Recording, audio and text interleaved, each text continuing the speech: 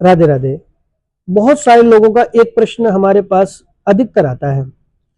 जैसे कि जन्म पत्रियां देखते हैं उस समय अधिकतर लोगों का एक प्रश्न लगभग रहता ही है अपने काम को लेकर के, व्यापार को लेकर के, कि व्यापार कभी तो बहुत अच्छा चलता है, कभी रुक जाता है, या पिछले कुछ वर्ष तो बहुत अच्छा चला फिर डाउन चला गया। तो ये व्यापार में आने वाली समस्याएं दो चीजों से होती हैं।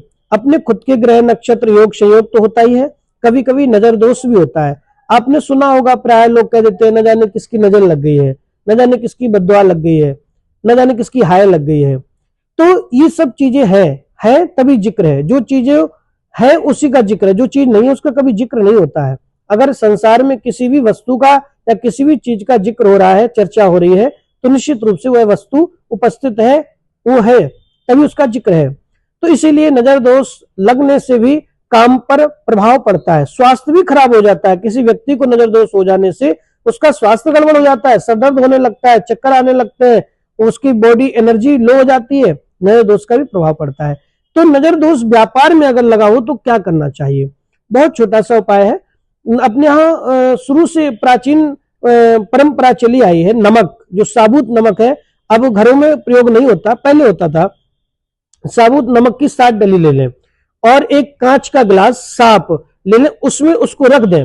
और अगर आपके व्यापार में नजर दोष लगी हुई है, नजर लगी हुई है, हाय लगा हुआ है, नजर दोष लगी, कोई भी किसी प्रकार की नेगेटिव ऊर्जा है, तो वह नमक अपने आप पिघलने लगेगा। जब अपने आप नमक पिघल जाए तो उस नमक को आप किसी नाली में या किसी नाले में डाल दें।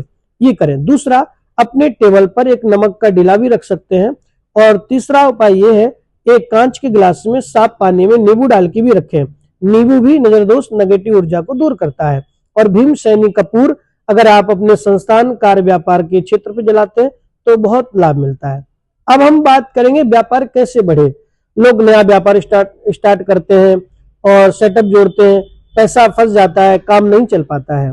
देखो, धन सबको चाहिए, बिना धन के सुख नहीं है। धना धर्मम तथा सुखम, धन से ही सारी चीजें हैं। आप माता लक्ष्मी की आरती गाते हैं, उसमें कहते हैं ना, तुम बिन यज्ञ न होते वस्त्र न कोई पाता, खान पान का वैभव मैया सब तुमसे आता। और वास्तव में ये सच है, बिना धन का कोई भी काम होता नहीं है। और धन ना होने से अपने रिश्ते भी दूर हो जाते हैं और धन होने से दूर के रिश्ते भी अपने हो जाते हैं। धन की बहुत भारी महिमा है। अपूजनते अपूज्य पूज्यंते, धन हो जाने से अपूज्य भी पूजनीय हो जाते हैं। इसीलिए धन कमाना भी चाहिए, धन के लिए प्रयास करना चाहिए, क्योंकि धन है तो धर्म है, धन है तो सुख है, धन है तो परिवार, व्यापार, संत समाज, आश्रम सबकी व्यवस्था चल सकती है। आप दान पुण्य कर सकते हैं, यज्ञ अनुष्ठान कर सकते हैं, सामाजिक धार्मिक कार्य कर सकते हैं। तो धन कमाना चाहिए। अब पर हम मेहनत करने के बाद भी धन नहीं आ रहा है तो हमें क्या करना चाहिए? बात समझे। अपने शास्त्रों में सब कुछ है, क्या नहीं है? तो शास्त्रों में ऋग्वेद में एक ऋचा आती है जिसको श्री सुक्त कहते हैं, श्री सुक्तम। ये माता लक्ष्मी की स्तुति है।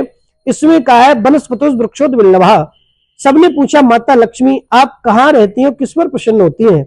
माता लक्ष्मी ने कहा, जो बिल्व वृक्ष के वनस्पति का पूजन करता है और उसकी परिक्रमा करता है, उस पर निश्चित मैं प्रसन्न होती हूँ, क्योंकि समस्त वनस्पतियों में जो बिल्व वृक्ष है उसमें मेरा वास है। जिस प्रकार सभी वृक्षों में, पीपल में नारायण का वास है, उसी प्रकार सभी वृक्षों में जो बेल का पेड़ है उसमें माता लक्ष्मी स्वयं वास करती हैं, ऐसा वेद कहते हैं। और माता लक्ष्मी उसमें साक्षात विराजमान है। तो बिल्व का पत्र और बिल्व के पेड़ की पूजा जो करते हैं उन पे निश्चित माता लक्ष्मी कृपा करती हैं। ऐसे धन को कमाने वाले, व्यापार को बढ़ाने वाले जातकों को ज्यादा से ज्यादा बेल पत्र के पेड़ लगाएं और बेल वृक्ष की पूजा करें दीपक जला करके। और बिल्व का पत्र शहद या घी लगा करके उसमें स्वास्थ्य की आप नॉर्मल बिंदी रख करके भगवान शिव पर चढ़ाएं तो भी धन की प्राप्ति होती है।